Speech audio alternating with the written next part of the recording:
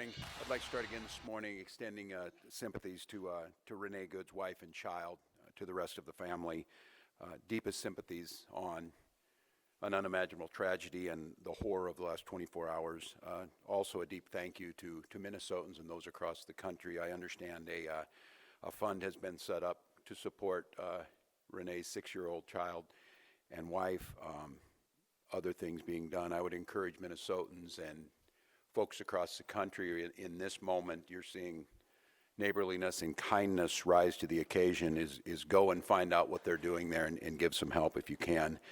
I'd also say last night we saw Minnesotans meet the moment once again.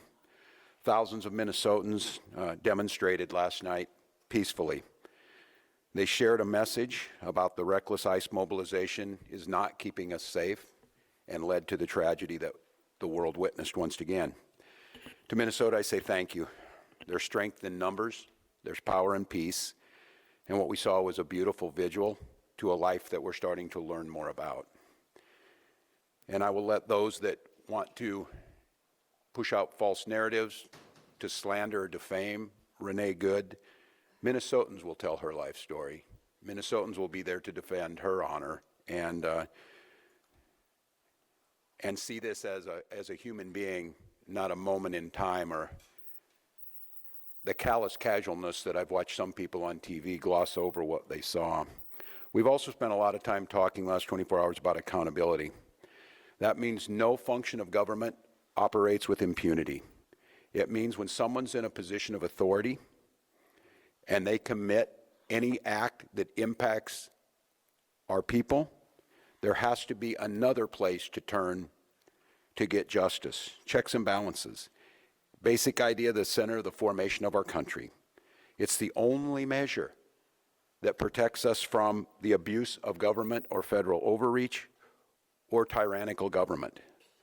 Yesterday, the Minnesota Bureau of Criminal Apprehension, the BCA, spent the day yesterday attempting to get that accountability.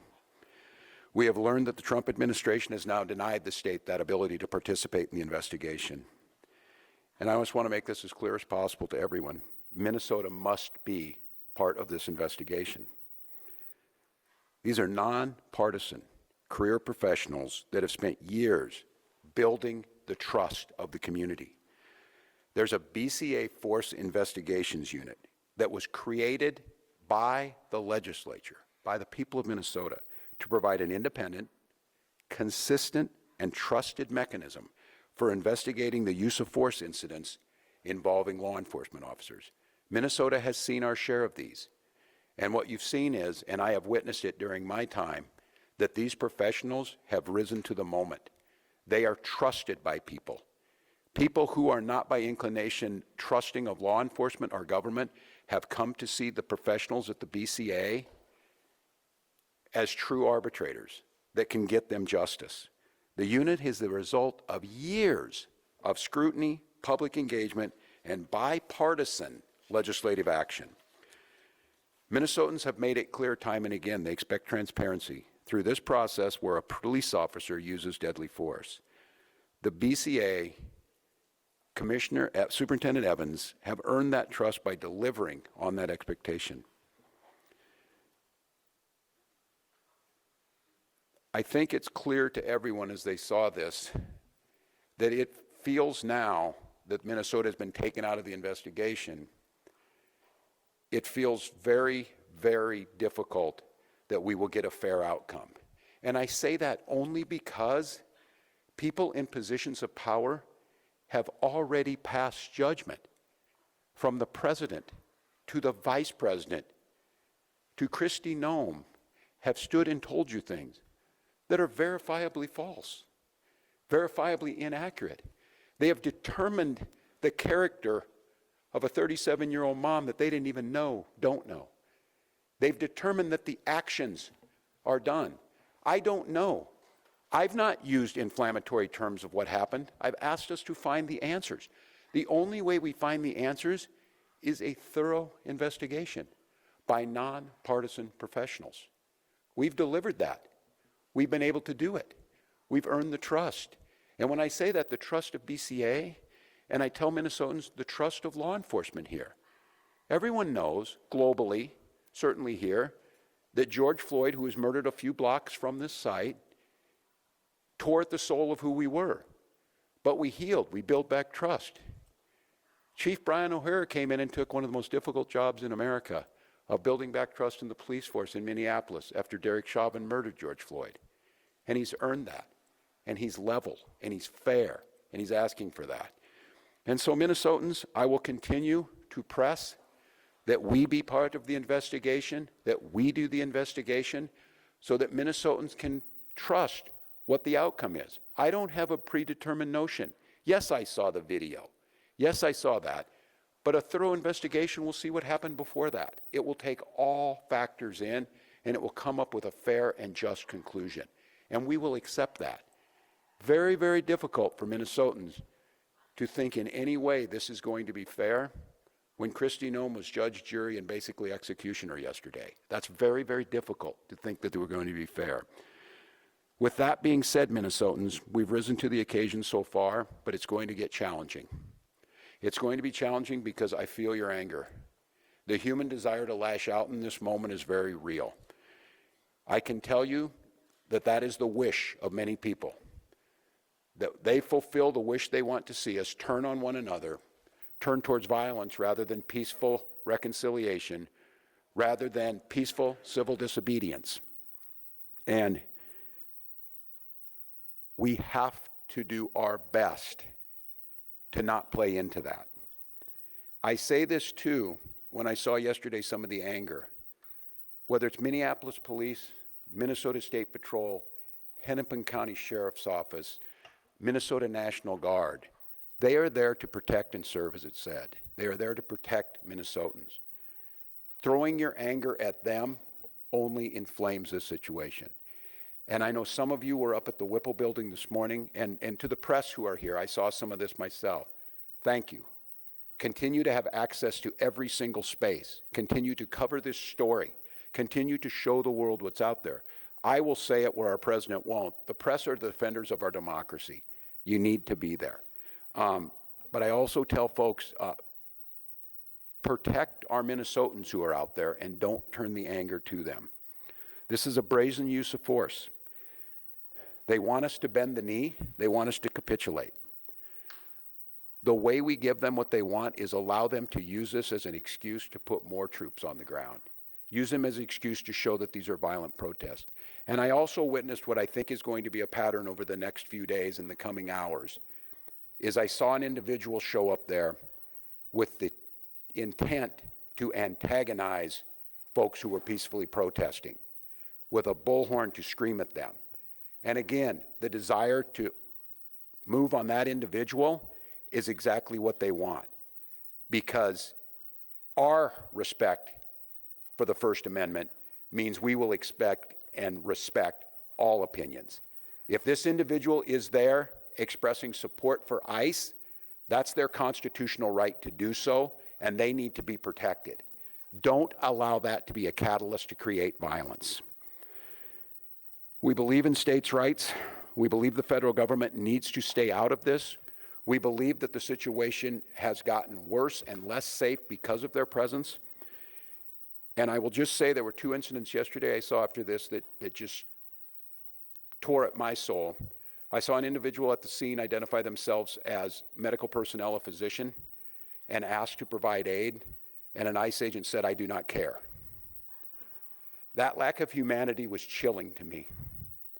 And after this incident happened, and after the tensions rose, ICE agents entered a Minnesota school, causing disruptions at that school. I can't say this strongly enough as governor, as a parent, as a teacher. To our elected representatives, Democrats and Republicans, I beg you, I implore you to tell them to stay out of our schools. This tragedy will be magnified 100-fold if this fight moves into the hallways of our public schools amongst our youth. And they're watching us. They're watching us now, how we respond. So I've got a few simple asks. Let us, the professionals, handle this on Minnesota soil, this investigation.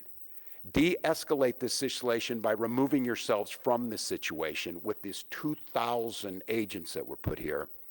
And above all else, stay out of our schools. I'd like to ask you to care, but that might be a step too far for some people. But I know Minnesotans care. So we'll protest peacefully. We will win in courts. We will certainly win in the defense of our democracy because the American people see what's happening here. But the way that we don't win and the way that we lose, if this turns towards violence and allows them to escalate. It cannot happen. So I ask the grass top leaders out there, the faith leaders, the folks who are on the streets, and in many times the true leaders are not the elected officials. They're the folks on the ground. I beg you, implore you, follow those words of the leaders we've had. I had the privilege of serving with John Lewis, and John talked about good trouble. I'm not telling you not to find good trouble, but I asked John many times, I said, John, I don't know if I'd have your self-restraint. Didn't you want to lash out? He said, yes, daily. But he said, I wanted to win this. I wanted to do what right, and I wanted justice to prevail. And to do that, I knew the only way was to not lash out, to not give in to that. So to each and every one of you, we're not going to win this through violence. We're going to win it through justice. We're going to win it through compassion. We're going to win it through Minnesota Nice, and we're going to win it by holding every one of these people accountable as they should for what we've seen on the streets of Minneapolis. With that, I'm going to turn to Commissioner Jacobson to give you a situation update. Thank you, Governor. Again, I'm Bob Jacobson, and it is my honor to serve as the Commissioner of Public Safety. First of all, again, I want to express my sincere condolences to the loved ones of Renee Nicole Good. Someone has lost their life, and that is not something that anyone takes lightly. Minnesotans came out yesterday to express their grief, their frustration, and their anger at this terrible tragedy. I expect that they will continue to come out today. And I want to thank everyone who demonstrated peacefully.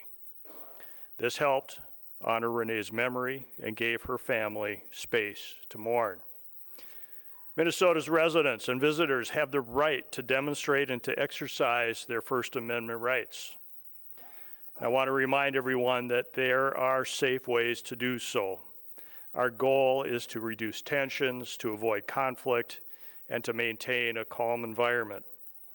As I mentioned yesterday, we recommend the following safe and lawful ways to demonstrate.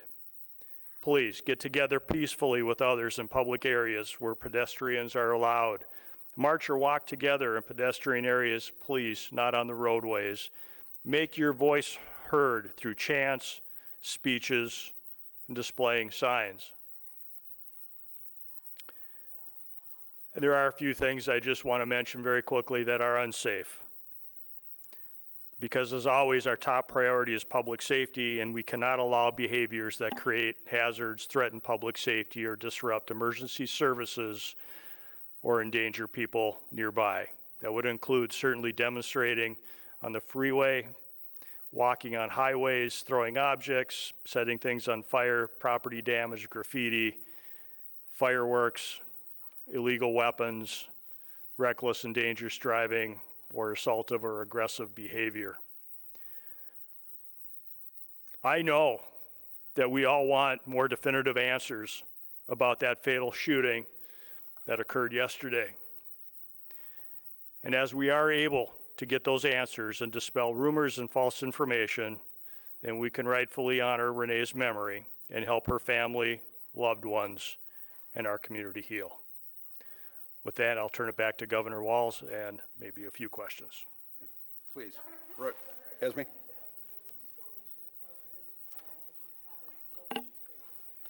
I have not. As I said yesterday, I did speak to Secretary Noem and received a lot of talking points. I will note that I asked Secretary Noem how she would have felt if President Biden had sent 2,000 troops into Rapid City, South Dakota, and she said she would have welcomed them. I leave that for the folks of South Dakota to determine. I've not spoken to the president. I would ask him, first of all, the goal here is to make America safe, is what he said. There is no verifiable evidence that any of this is making America safer. I would ask him to de-escalate in the moment, to allow Minnesotans to back up and grieve, to allow this investigation to be played out by the rule of law. I said it again, I have not passed any judgment on this. And to please, whatever it is, leave Minnesota alone. Earlier this week, I don't know if it was if something he wanted or I've already made it clear. I'm exiting the stage here in a year. But I told him I have a year to continue to do what I love dearly and what I believe I've been good at, making Minnesota a better place to live. The number of calls we got today of parents asking if they should send their kids to school or not. Minneapolis had to make what I believe was the absolute correct decision to cancel school. We have students out of learning today. I would just ask him, I'm not talking anything about border security. I'm not talking anything about what he needs to do on that. None of this is accomplishing either his mission or making us any safer. So just give us a pause. Let us breathe. Look, we're exhausted. We're exhausted as Minnesotans. We're exhausted as Americans. And this relentless assault on Minnesota, for whatever reason, is just cruel now. It has reached cruelness. So please, just give us a break. And if it's me, you're already getting what you want. But leave my people alone. Leave our state alone. And look again and see what's happening. It's not me saying it. You're hearing it from many, many others. So that's what I would say. Is there anything stopping state and local law enforcement from conducting an independent investigation into this, even if the federal government does not want to have you have a joint investigation? So, great question. We have asked for cooperation from the federal government. We were invited in to do a joint investigation on this initially. We continue to work with the federal government all the time on joint investigations. This is not something new, whether it be with the FBI or other federal law enforcement agencies, so we are accustomed to doing joint investigations.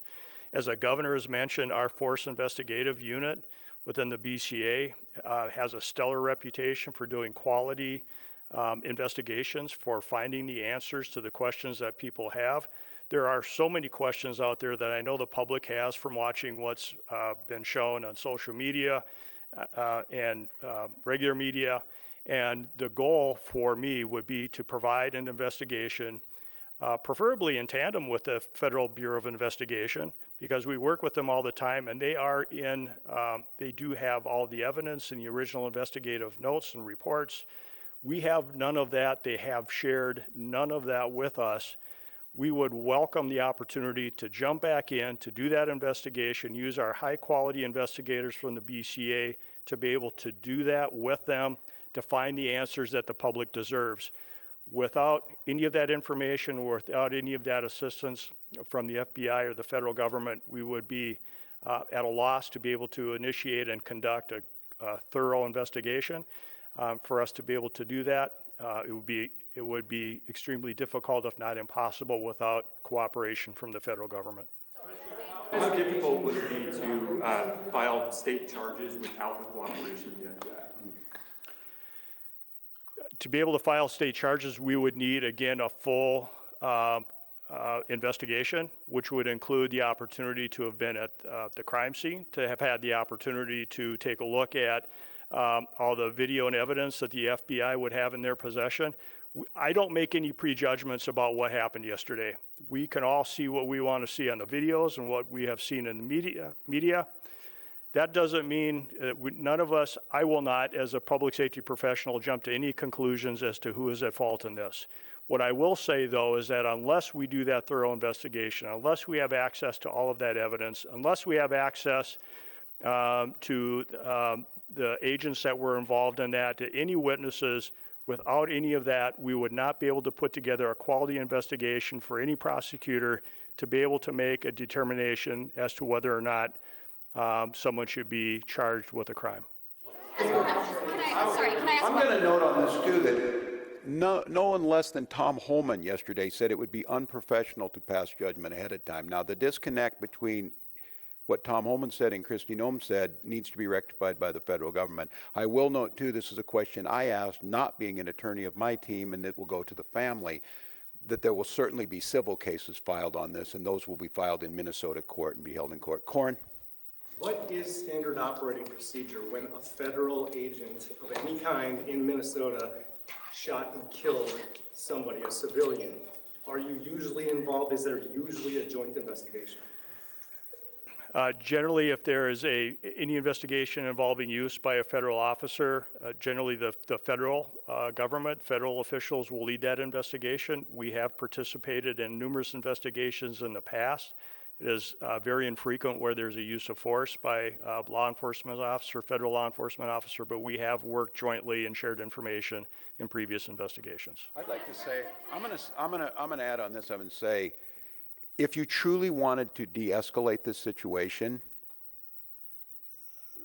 the logical conclusion would be to follow that procedure and allow Minnesota to participate. And that's where we started yesterday, and it's one of the reasons I came out here, and I'm not going to criticize that because that was the proper process, and I'm going to have to talk to Minnesotans to try, and it's a very difficult task. I think we all know what can happen here, to calmly wait until all the facts come out.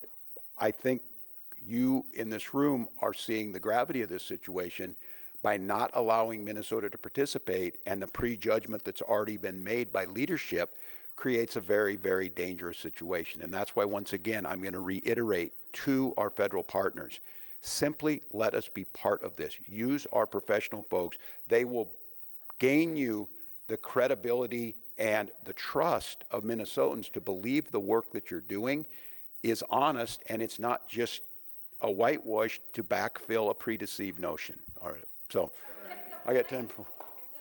That the state can do to put in additional protection around schools or to allow for additional e-learning days for these situations? Yeah, it's interesting, Dana, that you would ask that. We were just, as we were coming in here discussing, someone asked about that, and they mentioned Ruby Bridges, and the Little Rock folks, about escorting people in.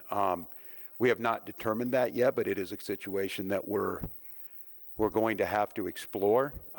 As I said, again, the thing that cut me deeply was watching what happened in our schools and the chaos, and I was on with Commissioner Jett this morning as he's talking to folks from St. Cloud to Duluth about what they think about today. Should we be in classes today and tomorrow in those schools, or does it pose a potential risk? And so we're trying to figure that out. I think many of the things and the lessons we learned during COVID is local communities and local schools being able to make some of these decisions in the long run probably gets us better outcomes, but we are deeply concerned with that. I'm going to come back as soon as we get any more information from all of you. We'll be in front of you again. I will reiterate, and many of you know my wife Gwen, the First Lady, is an English and literature teacher, and we were talking about some of this, and she got asked the question, and it was when will all of this end? And what Gwen said, it will end when enough people say it will end, and I think that is sage advice. And then I couldn't help but thinking,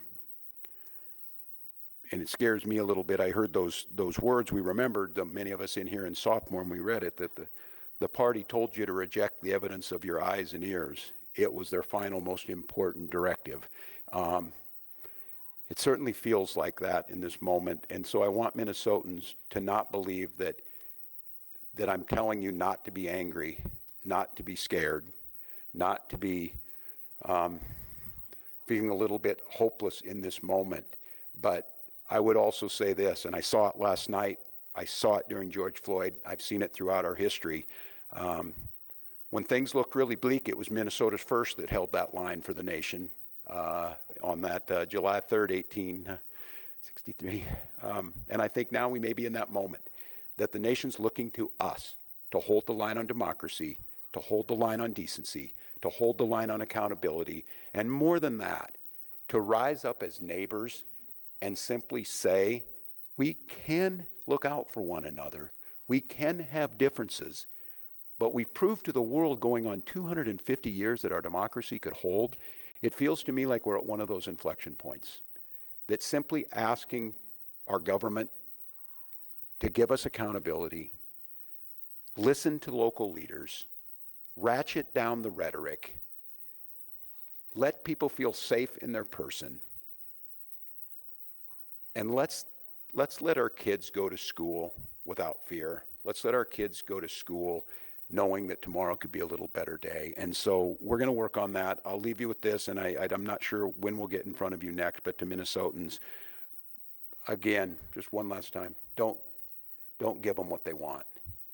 Don't give them the unrest that they want.